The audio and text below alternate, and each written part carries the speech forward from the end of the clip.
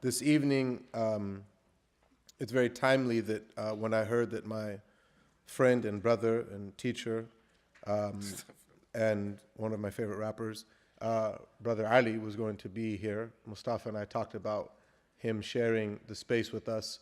And as a fan of his and a student of his lyrics, I know that his experience to Hajj was profound. And I say that with no pretense or with no exaggeration. And so I asked Brother Ali to join me, and after I say a few words, which you are now going to not be interested in, because you know that he's going to talk after me, but I would invite you to just humor me and pretend like what I'm saying is worth something, and then he will offer us some reflections on his personal journey. Hajj for me, is a really interesting thing, and we all have our own stories. And all of our Hajj stories, there's literally not a Hajj story that's not a miracle. I believe that. I became Muslim, mashallah, when I was 15.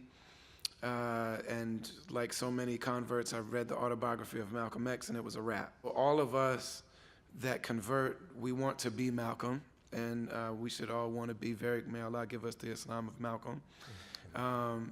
You know, we see the Hajj as being the thing that really completed him, and the thing that made him ready and finished, that he finished his mission. And he came back from the Hajj and he declared all of these wonderful, beautiful things. For me, the person that gave me permission to make Hajj was Sidi Sheikh Amir Suleiman, the greatest living poet in the English language. He made Hajj.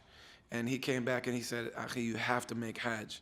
And he said, it's my duty to facilitate you making Hajj. So he was like, I'm on a mission for you to go to Hajj, because I went there. And it changed him. I got on the plane, and I remember that we were all making our intentions for the Hajj.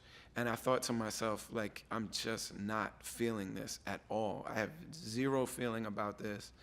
It's not, I don't think that, you know, I'm sure that I'm a Muslim, and I'm sure that I believe in God, but I'm not feeling this at all. And so when everybody made their intention, my dua was, Allah, I need you to make me feel what this is. I need this to be what it's supposed to be. Mm-hmm. Because at this particular moment, I feel very far from everything. I feel distant from anything that means anything. And so I really need that to be the case. So we went, and I walked into the Haram and looked at the Kaaba, and literally nothing happened. I was completely numb, and I was wondering to myself,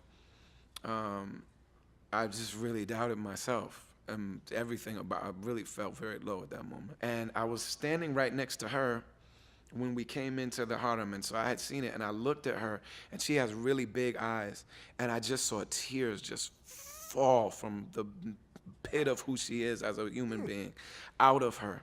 It poured out of her.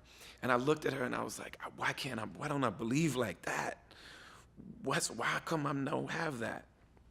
And then I saw in my mind very clearly, I saw my daughter's face. My daughter had been born in between me saying that and this. And then I opened my eyes and saw the Kaaba, and it just melted.